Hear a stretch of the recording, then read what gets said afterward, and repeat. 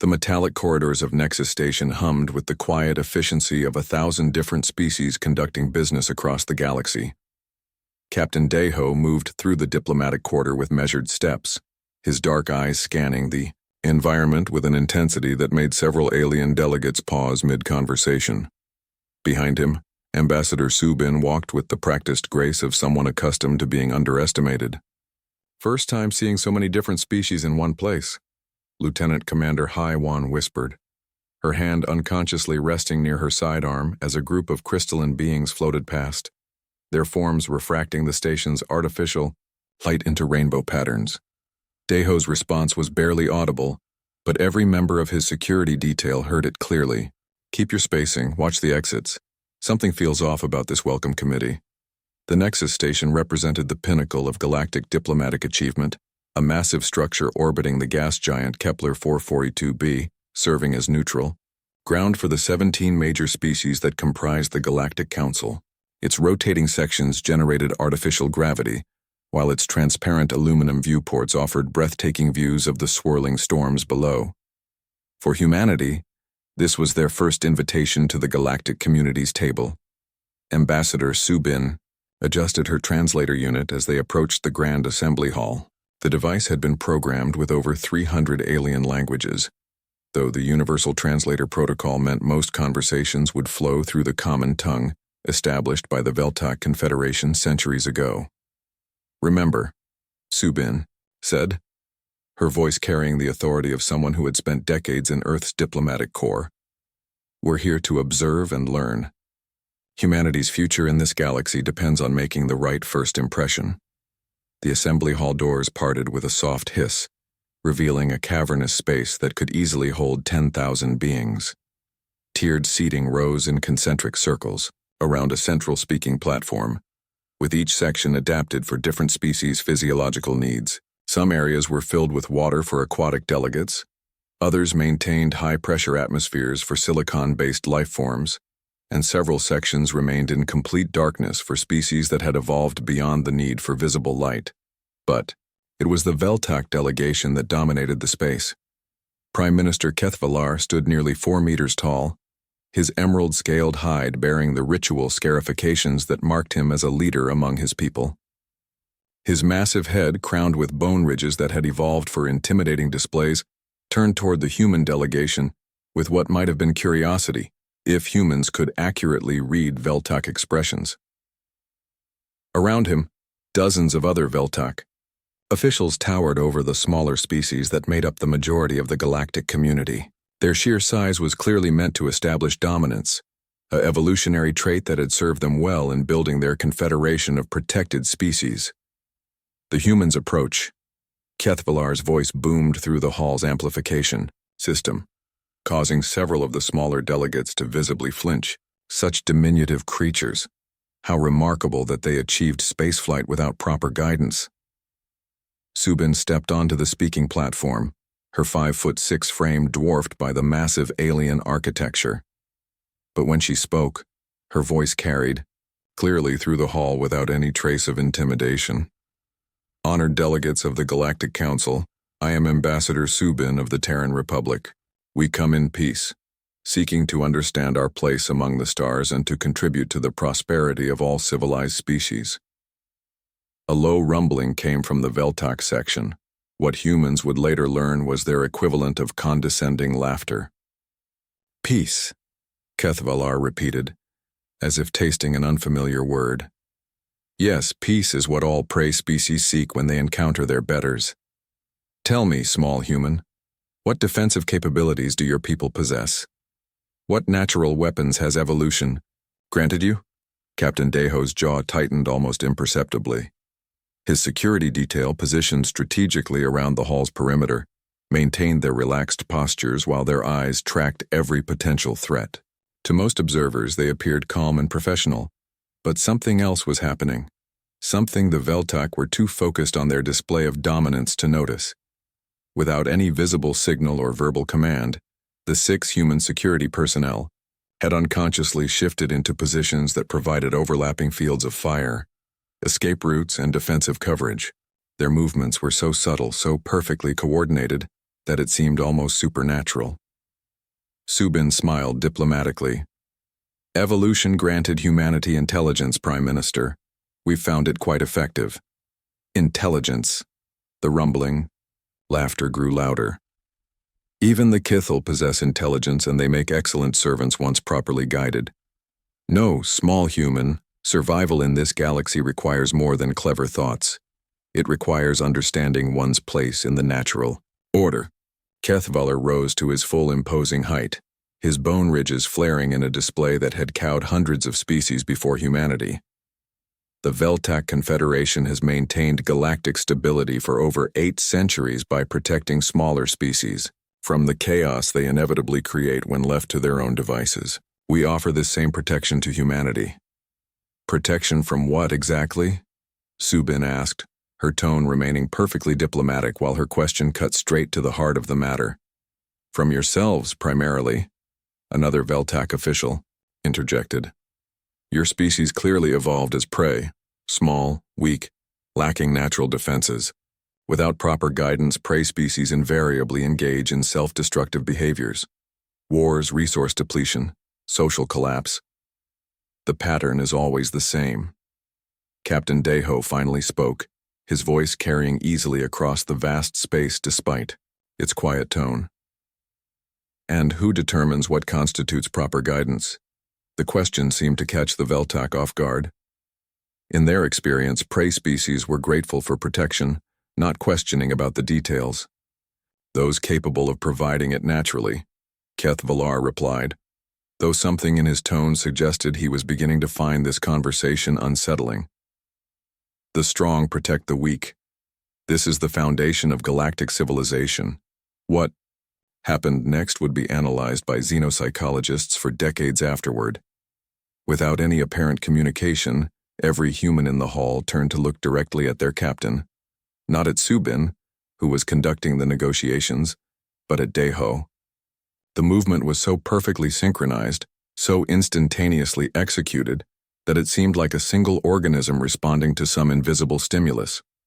For just a moment, Captain Deho's expression changed. The diplomatic mask slipped away, revealing something that made several nearby delegates involuntarily step backward. His dark eyes didn't show fear or submission, or the desperate cunning of cornered prey. They showed the calculating patience of something that hunted. Interesting perspective, Deho said, his voice still quiet but somehow filling the entire hall. We'll certainly consider your generous offer. The way he said generous made it clear that humanity's consideration would be thorough, methodical, and conducted entirely on their own terms. Ambassador Subin smoothly resumed control of the conversation. The Terran Republic appreciates the Confederation's welcome. We look forward to learning more about galactic civilization and finding ways to contribute meaningfully to the community of worlds. As the formal ceremonies continued, smaller species delegates began whispering among themselves. Something about the humans didn't fit the established patterns. They were small, yes, and apparently lacked natural weapons. But there was something else. Something in the way they moved, the way they watched, the way they seemed to communicate without words. Prime Minister Kethvalar concluded the session with standard platitudes about galactic cooperation and the wisdom of accepting one's natural role. But as the delegates began filing out of the assembly hall, he found himself studying the human delegation with growing unease. Prey species scattered when confronted with superior predators. They showed submission or desperation or the frantic energy of creatures seeking escape. The humans showed none of these reactions. Instead, they moved with the unhurried confidence of something that had never truly been prey, something that was simply waiting. As Captain Deho led his people toward their assigned quarters, one thought echoed through the minds of every observer who possessed the wisdom to truly see what they had witnessed. Earth had not sent prey to the stars. Earth had sent hunters. 3 months after the disastrous first contact at Nexus Station, Commander Taman stood on the bridge of the Bloodhound, watching New Busan colony burn through the reinforced viewport. Orange flames licked at the crystalline domes that had housed 40,000 human settlers, while Veltak assault craft circled the settlement like vultures waiting for prey to stop moving. Status report. Taman commanded, his voice steady despite the destruction unfolding before his eyes. Lieutenant Wu Jin looked up from his sensor station, his face grim. 17 Veltak heavy cruisers, plus support vessels. They've been bombarding the colony for 6 hours, but... He paused, rechecking his readings. Sir, they're not targeting vital infrastructure. It's almost like they're trying to frighten the colonists into surrender rather than eliminate them. Classic predator-prey intimidation tactics, Dr. Hye Jin observed from her position at the xenobiology station.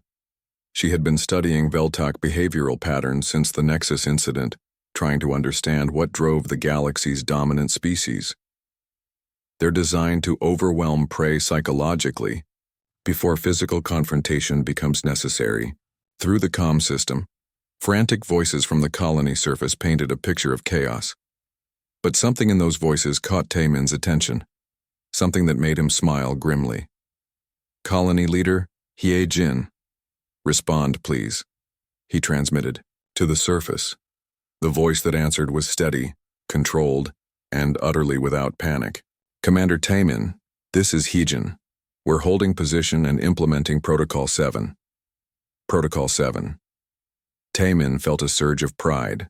While the Veltak expected human colonists to scatter like frightened animals, New Busan had instead activated their deep contingency plans. Strategies developed not for conventional warfare, but for something much more primal. On the colony's surface, Hye Jin moved through the underground tunnel system with the fluid efficiency of someone born to hunt in darkness. Above her, Veltak forces had landed in overwhelming numbers, their massive forms stalking through the settlement's empty streets with the confident swagger of apex predators claiming new territory. What they failed to notice was that the humans hadn't fled. Team 7, rotate to position, Hye Jin whispered into her comm unit. Around the colony's perimeter, small groups of human defenders shifted through carefully prepared positions, never staying in one place long enough for the Veltak to establish a clear target. The aliens had deployed standard prey-herding tactics. Loud displays of force, overwhelming numbers, the psychological pressure of inevitable defeat. Against any normal prey species, the strategy would have worked perfectly. Terrified populations would surrender within hours, grateful to be placed under Veltak protection rather than face continued assault. But humans had never been normal prey.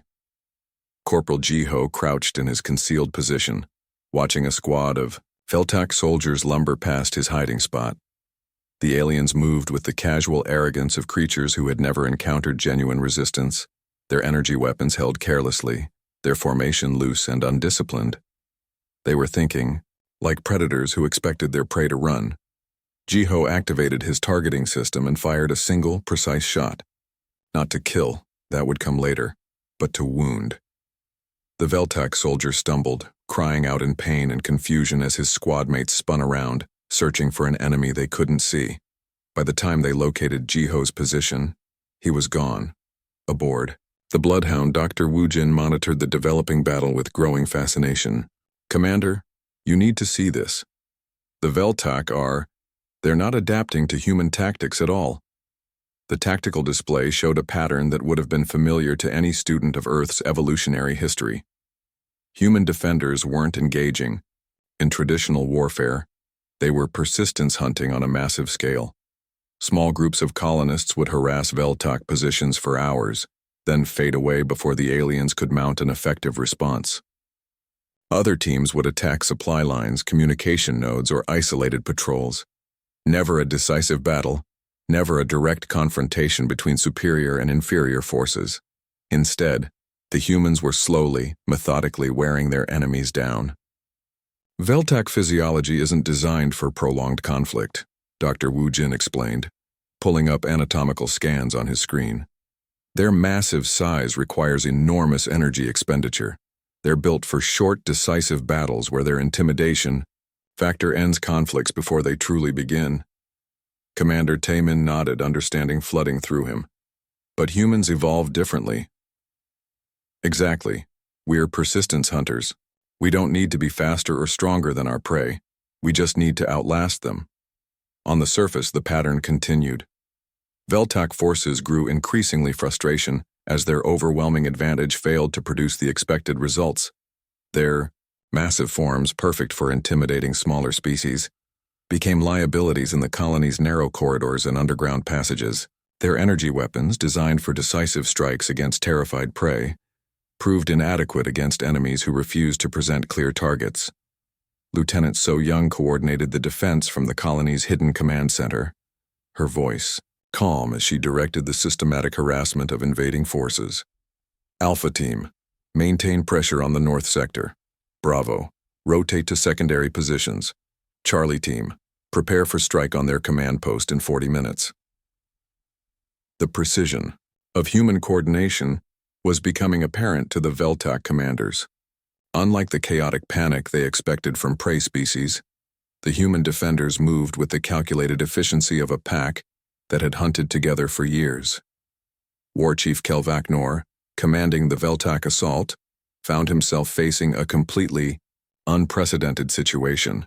His forces had overwhelming numerical and technological superiority, yet after 18 hours of combat, they had failed to secure even a single objective. Status report, he demanded of his subordinates. Casualties are mounting, War Chief, Subcommander Norvektal replied, his massive frame showing signs of exhaustion. The humans refuse to engage in proper combat. They strike and fade, strike and fade. Our warriors are becoming demoralized.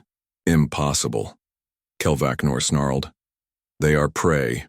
All prey species eventually break under sufficient pressure. But as the hours stretched into a full day, then into a second day, the impossible became undeniable.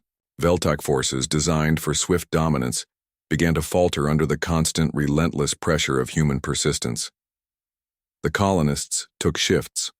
While one group of defenders rested, another maintained the harassment campaign. The Veltak, accustomed to prey that exhausted themselves in desperate bursts of activity, found themselves facing an enemy that seemed incapable of true fatigue. By the end of the second day, Veltak casualties had reached critical levels, not from devastating battles but from the accumulated stress of constant low-level combat. Their massive forms, evolved for intimidating displays rather than endurance, began to overheat. Their psychology, built around the expectation of quick surrender, cracked under the strain of prolonged resistance. On the third day, something unprecedented happened in Veltak military history. They retreated. War Chief Kelvaknor issued the withdrawal order with confusion and growing dread. His forces had achieved none of their objectives despite maintaining overwhelming superiority throughout the engagement. The humans had never presented a serious threat to his fleet, never challenged his forces in direct combat. They had simply refused to be prey. As the Veltak ships departed New Busan's orbital space, colony leader Hye Jin emerged from the tunnel, systems to survey the damage. The settlement had taken significant hits, but it remained functional. More importantly, it remained human. Commander Taemin received her report with quiet satisfaction. Casualties? Minimal, Hye Jin replied. We lost 17 people, wounded 43. Veltak casualties were over 300. The numbers told a story that would soon spread across the galaxy like wildfire. A human colony, vastly outnumbered and outgunned, had not only survived a Veltak assault but had actually inflicted more damage than they received. Dr. Wu Jin was already analyzing the implications. Commander, this changes everything. The Veltak have built their entire civilization around the assumption that overwhelming force produces immediate surrender. They have no doctrine for dealing with prey that doesn't behave like prey. As news of the impossible human victory reached other worlds, a new understanding began to dawn on the galactic community. The small, seemingly defenseless species from Earth had revealed something that challenged the fundamental assumptions of galactic civilization. They weren't prey learning to survive in a predator's galaxy. They were predators who had been underestimated by herbivores playing at being apex hunters, and now the real hunt was about to begin. Admiral Minho stood in the command center of the dreadnought Apex, his weathered hands clasped behind his back as he studied the tactical display before him. 300 Veltak warships hung in the void like a constellation of death, their massive forms bristling with weapons that had conquered a dozen star systems. Against them, humanity had mustered 50 vessels, frigates, destroyers, and cruisers that looked pathetically small in comparison. Intimidation display, Captain, Junseo observed from his position at the fleet coordination station. His voice carried the calm professionalism of someone who had spent years studying predator behavior. They're expecting us to see their overwhelming numbers and surrender immediately. Through the communications array, Veltak War Marshal Tekvalar's voice boomed across the void, his translator rendering his words in the guttural tones that had cowed hundreds of species before humanity. Terran fleet, you are outnumbered 6-1. Your colony world of New Sol lies defenseless behind you. Surrender now and your people will be granted the protection of the Veltak Confederation. Resist and face the consequences of defying the natural order. Lieutenant Commander Da Yun looked up from her tactical console, her dark eyes reflecting the glow of sensor displays. Admiral, their formation is textbook predator-prey intimidation. Massive line formation designed to appear as large and threatening as possible. They're positioned to cut off retreat routes and force us into a corner. Minho nodded slowly, his expression thoughtful rather than concerned. After New Busan, Earth Command had authorized a new level of response, not just defensive survival, but active demonstration of humanity's true capabilities. Signal the fleet, Minho commanded. Implement Wolfpack Protocol. What happened next would fundamentally alter galactic warfare doctrine for the next millennium. The human fleet didn't respond to the Veltak intimidation display with the expected patterns. They didn't form defensive lines or attempt to present a larger apparent force. Instead, 50 ships began moving in a pattern that seemed almost organic, flowing, shifting, each vessel maintaining precise coordination with its neighbors without any apparent central command structure. War Marshal Tekvalar watched the human formation with growing confusion. What are they doing? This isn't how prey species respond to overwhelming force. His tactical officer, Submarshal Krantel, was equally baffled. Sir, their formation makes no strategic sense. They're spreading out, but not in a defensive pattern. It's almost like they're surrounding us. Impossible, Tekvalar snarled. 50 ships cannot surround 300. Begin the assault. Demonstrate the futility of resistance. The Veltak fleet opened fire with devastating precision, their massive energy weapons lighting up the void with destructive force. Against any conventional fleet, the coordinated barrage would have been annihilating. But the human ships weren't where the targeting system said they should be. Captain Junseo's heavy cruiser Persistence rolled away from incoming fire with fluid grace, its engines firing in seemingly random patterns that somehow kept it perpetually ahead of Veltak targeting solutions. Around him, the entire human fleet moved in the same impossible dance, each ship apparently independent, yet clearly part of a larger coordination that defied conventional military doctrine. Pack behavior, Dr. Sangwoo explained from his position, aboard the Apex. As the fleet's xenobiologist, he had spent months analyzing the tactical implications of human evolutionary psychology. We're not fighting as individual ships trying to survive.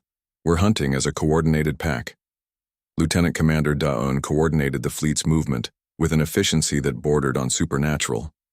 Her console showed not just ship positions and enemy targeting data, but behavioral patterns, flowcharts that resembled predator hunting strategies more than conventional battle plans.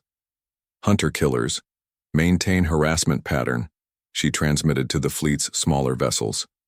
Heavy units prepare to exploit openings. Remember, we're not trying to overpower them, we're wearing them down. The frigate Endurance, commanded by Captain Byung-ho, demonstrated the principle perfectly. The small vessel darted between Veltak, heavy cruisers like a wolf nipping at the heels of massive prey, its weapons targeting engines and sensor arrays rather than attempting to breach heavy armor. Each attack was precisely calculated, not to destroy, but to degrade enemy capabilities. Incrementally, War Marshal Tekvalar found himself facing a tactical nightmare. His overwhelming force advantage was meaningless when he couldn't bring his weapons to bear effectively. The human ships moved too unpredictably, struck too precisely, and coordinated too perfectly for conventional engagement doctrines. All units, concentrate fire on individual human vessels, he commanded. Destroy them one at a time. But even this strategy failed against human pack tactics. When Veltak forces focused on a single human ship, the rest of the fleet would intensify their harassment, forcing the aliens to divide their attention. The targeted vessel would fade back into the pack while another took its place, maintaining constant pressure without ever presenting a decisive target. Captain Yun-Su of the destroyer Relentless found herself targeted by an entire Veltak squadron. Her ship's armor buckled under sustained fire, but instead of retreating or attempting a desperate last stand, she began a complex evasion pattern that drew her pursuers directly into the engagement range of 3 human heavy cruisers. Persistence, swarm formation, Admiral Minho observed with quiet satisfaction. The Veltak still think they're fighting individual ships. They don't understand that every vessel in our fleet is part of a single organism. The battle raged for 18 hours, far longer than any engagement in Veltak military history. Their doctrine called for swift, decisive victories that broke enemy morale within hours. They had no experience with prey that refused to break, that actually grew more dangerous the longer the fight continued. Captain Junseo's persistence exemplified the human approach. His heavy cruiser had been under constant fire for 6 hours, its armor scarred and systems strained. But rather than weakening, the ship had become more lethal, its crew working with mechanical precision to maintain optimal combat effectiveness despite mounting damage. Target the enemy flagship, Junseo commanded. Their war marshal has been coordinating their formation for hours. He must be exhausted by now. The observation proved accurate. Veltak command psychology, evolved for quick dominance displays, was cracking under the strain of prolonged tactical decision-making. War Marshal Thekvalar's orders became increasingly erratic as the battle stretched beyond his species' psychological endurance. "Sir," Sub-Marshal Krantel reported, his massive frame showing signs of stress-induced exhaustion. "We've lost 37 vessels and morale is collapsing. The crew are beginning to question whether these humans are actually prey at all." For the first time in Veltak military history, doubt was creeping into the minds of the galaxy's supposed apex predators. Admiral Minho monitored the enemy fleets, deteriorating coordination with the patient satisfaction of a hunter who had successfully isolated weakened prey. "Begin final phase. Target their command vessels for capture, not destruction." The human fleet's movement pattern shifted again, becoming tighter, more focused. Like wolves closing in for the kill, 50 ships began a coordinated assault on the Veltak command structure with surgical precision. War Marshal Tekvalar's flagship shuddered under concentrated fire from multiple human vessels. But instead of the devastating destruction he expected, the attacks were targeting specific systems, engines, weapons, communications, systematically disabling rather than destroying his vessel. They're trying to capture us, he realized with dawning horror. The implications were staggering. Predators killed prey. They didn't typically capture superior beings for interrogation or study. The behavior suggested something that challenged every assumption about the galactic hierarchy. As his flagship systems failed one by one, Thekvalar found himself facing a truth that would reshape the galaxy. He wasn't the apex predator in this engagement. He was the prey. When the battle finally ended, the human fleet had captured 47 Veltak vessels intact, while destroying only a handful. The remainder had fled in complete disarray, another unprecedented event in Veltak military history. Admiral Minho accepted the surrender of War Marshal Thekvalar with the courteous professionalism of someone who could afford to be magnanimous in victory. As the massive alien was escorted to detention facilities, the human admiral reflected on the engagement's broader implications. The galaxy had just witnessed the emergence of a new apex predator species, one that didn't just kill its enemies, but systematically dismantled them with the patient precision of evolution's most successful hunters. And this had been just the beginning of humanity's demonstration of its true nature.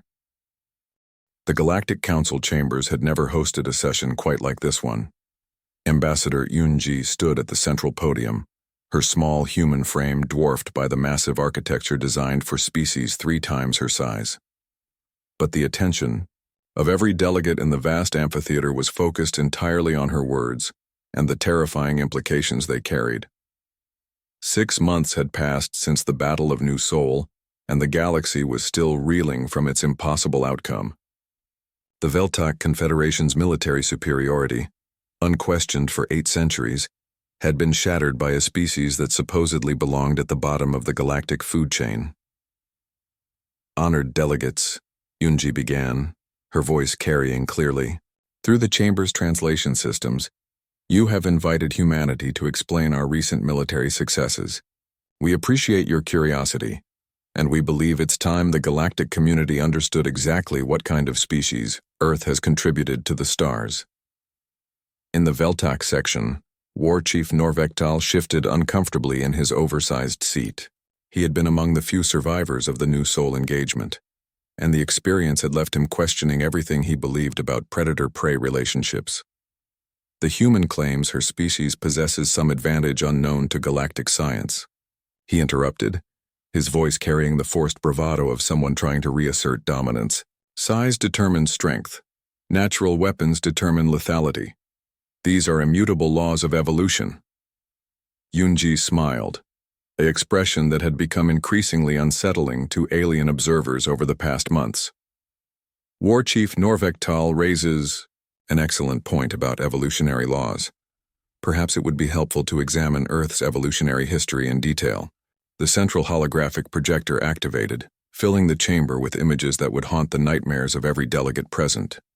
Earth's surface materialized around them, not the peaceful blue world they had expected, but a planet that was clearly a crucible of evolutionary warfare.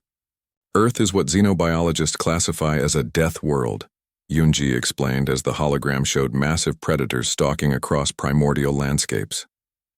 99% of all species that ever lived on our planet went extinct.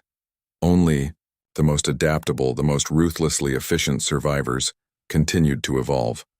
Dr. Changmin, Earth's foremost evolutionary biologist, joined Yunji at the podium. His presence had been specifically requested after his groundbreaking research into humanity's predatory evolution became classified reading among Terran military strategists. What you're seeing, Changmin continued, is humanity's ancestral environment. Our early ancestors didn't evolve alongside peaceful herbivores like most galactic species.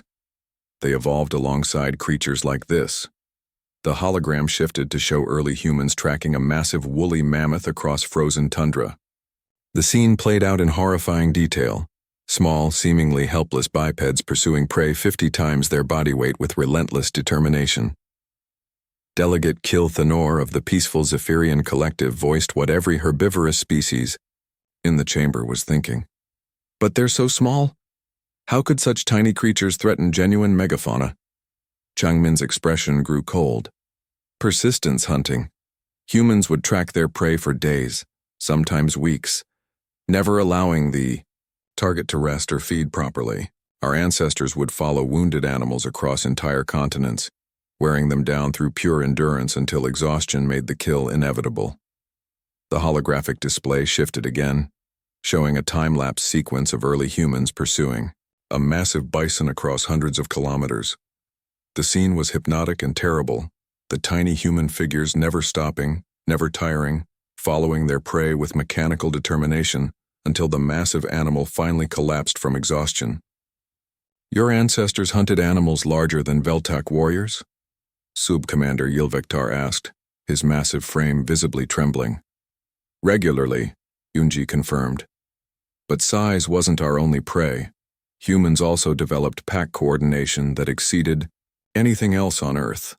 The hologram now showed human hunting parties working in perfect synchronization, their movements flowing like a single organism as they surrounded and systematically dismantled much larger predators. The efficiency was beautiful and horrifying in equal measure. General Kyung-ho stepped forward, his military bearing evident even in the diplomatic setting. What you're observing is the foundation of human military doctrine. We don't fight like prey defending territory. We hunt like predators expanding into new hunting grounds. The temperature in the chamber seemed to drop several degrees as the implications sank in. Every military strategist present was beginning to understand that they had been analyzing human tactics through completely wrong framework. Every human military engagement follows hunting patterns refined over millions of years, Kyung-ho continued. Persistence, pack coordination, systematic elimination of threats. We don't seek to win battles. We seek to eliminate competition. War Chief. Norvektal rose to his feet, his bone ridges flaring in traditional intimidation display. Impossible. Predator status is determined by physical dominance, not endurance and cooperation. Dr. Changmin activated another holographic sequence, this one showing humanity's most devastating evolutionary achievement. War Chief, you're correct that physical dominance often determines predator status. Humans simply redefined what physical dominance means. The display showed early humans developing tools, then weapons, then coordinated hunting strategies that allowed them to kill creatures that could have crushed them individually. But more importantly, it showed them turning these same techniques against other predator species. Humans didn't just hunt prey, Changmin explained with scientific precision. They systematically eliminated competitive predators, saber-toothed cats, cave bears, direwolves. Species that had dominated Earth for millions of years all went extinct shortly after humans arrived in their territories. The chamber fell silent as delegates absorbed the true horror of what they were hearing. Humanity hadn't evolved as prey that learned to defend themselves.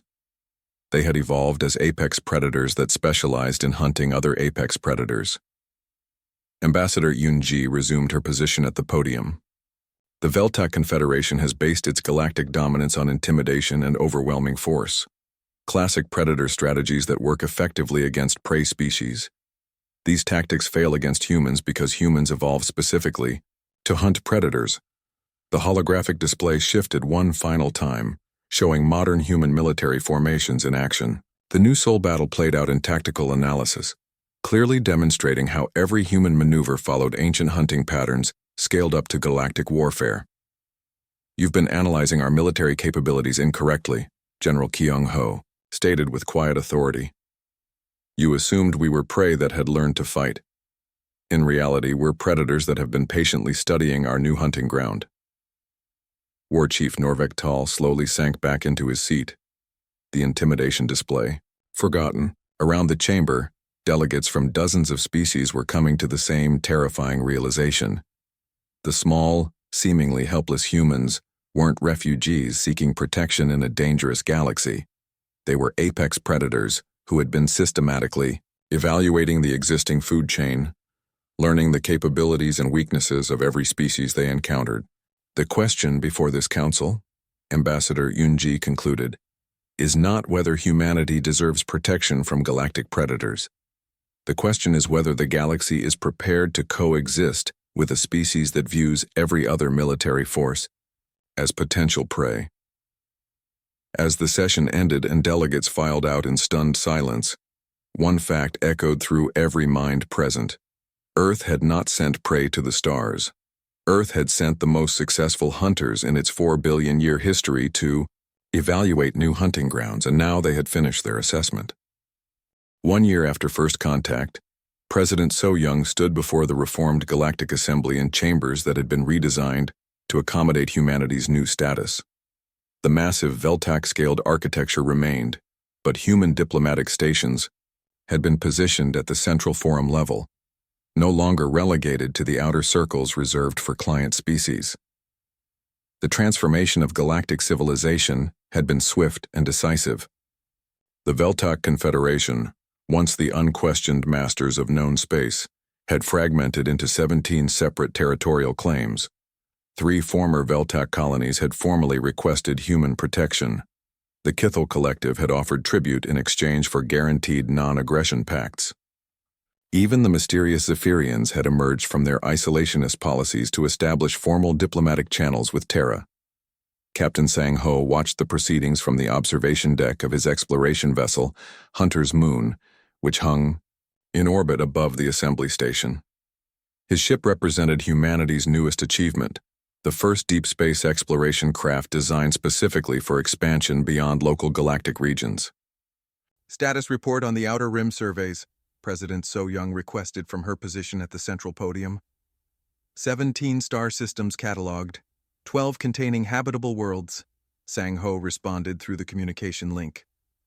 Initial survey teams have established preliminary assessment protocols. We're ready to begin Phase 2 expansion whenever authorization is granted. The casual mention of territorial expansion that would dwarf the entire Veltok Confederation sent ripples of unease through the assembled delegates. A year ago, such statements would have been dismissed as the desperate boasting of a prey species. Now they carried the weight of demonstrated capability. Former War Marshal Thekvalar, reduced to the role of regional administrator after his military defeat, rose slowly from his designated seat. The massive Veltok's bone ridges had lost their former imposing flair, and his voice carried none of its previous arrogant authority. President So-young, he began, his words carefully chosen, the former Confederation territories of Epsilon Eridani and Wolf 359 formally request inclusion in the Terran Republic's protection sphere. Our populations have voted unanimously to accept human governance. The statement would have been inconceivable 18 months earlier. The galaxy's former apex predator species was voluntarily submitting to protection by creatures they had once considered barely worth cataloging. President So-young accepted the submission with the gracious professionalism that had become humanity's diplomatic trademark. The Terran Republic acknowledges your request, Marshal Thekvalar. Our transition teams will coordinate with your administrative councils to ensure smooth integration. Ambassador Yunji stepped forward to address the broader assembly. Before we conclude today's session, the Terran Republic wishes to clarify our position regarding galactic expansion and species relations. The chamber fell silent. Every delegate understood that humanity's next words would shape the political landscape for generations to come. Humanity has no interest in dominating other species, Yunji began, her voice carrying across the vast space with quiet authority. Dominance is a strategy employed by predators who fear competition from other predators. We have no such fears. Dr. Changmin activated the central holographic display, showing Earth's solar system in perfect detail. But instead of the single, inhabited world the galaxy had expected, the display revealed a thriving multi-planetary civilization that had been hidden during humanity's initial assessment period. What you're seeing is our actual territorial extent, Changmin explained. Mars hosts 40 million humans in underground cities. Europa supports 12 million in aquatic habitats.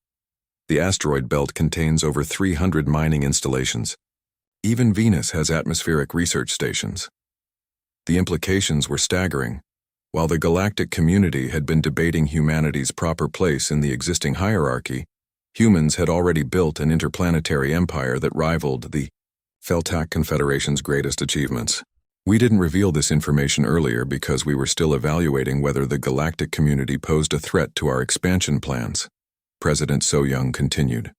That evaluation is now complete. General Kyung-ho materialized via holographic projection from the command deck of Earth's newest dreadnought, Persistence. His image showed a vessel that dwarfed anything in the current galactic fleet registry, a ship designed not for system defense, but for expeditionary hunting. Across galactic distances, humanity's military doctrine has been finalized, the general announced.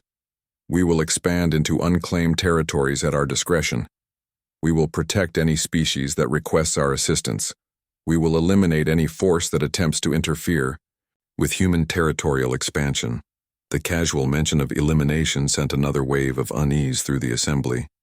Coming from any other species, such statements would have been dismissed as empty posturing. From humans, they carried the weight of demonstrated capability. Sub-Commander Yilvek Tar, one of the few Veltok military officers to retain his position after the New Soul debacle, raised a trembling appendage. What defines interference with human expansion? President So-young's smile had become a source of deep psychological distress for most non-human observers. Any attempt to claim territorial rights in systems that humanity has designated for future settlement, any military action against human exploration vessels, any effort to restrict human access to unclaimed resources. The scope of humanity's territorial ambitions was becoming clear. They weren't seeking to join the existing galactic order. They were replacing it with their own expansion-focused civilization. Captain Sang-Ho transmitted the final piece of information that would complete the galaxy's understanding of humanity's true intentions. Phase 2. Exploration has identified 43 star systems suitable for human settlement beyond the current galactic community's territorial claims. Phase 3 will extend our survey range to the galactic rim. Phase 4 will involve intergalactic assessment missions. The chamber erupted in barely controlled panic as delegates realized the full scope of human ambitions. They weren't planning to expand within the existing galaxy. They were preparing to hunt across multiple galaxies. President So-young allowed the chaos to continue for several minutes before calling for order. When she spoke again, her words carried the finality of an apex predator marking its territory. The galaxy has operated under the assumption that predator-prey relationships determine civilization structure. The Veltak built their confederation by protecting smaller species from the chaos of unrestricted competition. This model worked effectively for species that evolved from herbivorous ancestors. She paused, allowing the full implications to settle in the minds of every delegate present. Humanity evolved differently. We are apex predators who have never known the fear of being prey. We don't seek protection from other predators. We seek new hunting grounds to explore and claim. The holographic display shifted one final time, showing the galaxy from humanity's perspective. Star systems were marked not as territories to be defended, but as resources to be claimed through expansion. Trade routes appeared as hunting paths. Other species' territories were labeled as potential allies, subjects or obstacles to be eliminated. Earth doesn't raise prey, President So-young concluded, her words echoing through the silent chamber with the finality of an evolutionary verdict. For 4 billion years our world has bred predators. We have survived ice ages, asteroid impacts, volcanic apocalypses, and the systematic elimination of every other apex predator species that shared our planet. Admiral Minho's image appeared alongside General Kyung-ho's projection, representing the human fleet that now patrolled the outer reaches of explored space. Behind them, the massive forms of humanity's newest warships stretched beyond the holographic display's ability to show their full scale. The choice before this assembly is simple, Admiral Minho stated with the calm authority of someone who had never known defeat. Accept humanity's expansion as the natural evolution of galactic civilization, or attempt to restrict apex predators who view the entire universe as their hunting ground. As the session ended, and delegates fled to their ships with unprecedented haste, President So-young remained at the central podium, watching Earth rise above the horizon of the assembly station. The blue world that had seemed so small and insignificant a year ago now represented the home base of the galaxy's newest apex predator species. Behind her, Captain Sang-ho's voice carried across the communication link with quiet satisfaction. Course plotted for Andromeda Galaxy Preliminary Survey, Madam President. The Hunter's Moon is ready to begin humanity's next hunt. The galaxy had finally understood what Earth had sent to the stars. Not prey seeking protection, but hunters claiming new territory in the infinite hunting ground of space itself.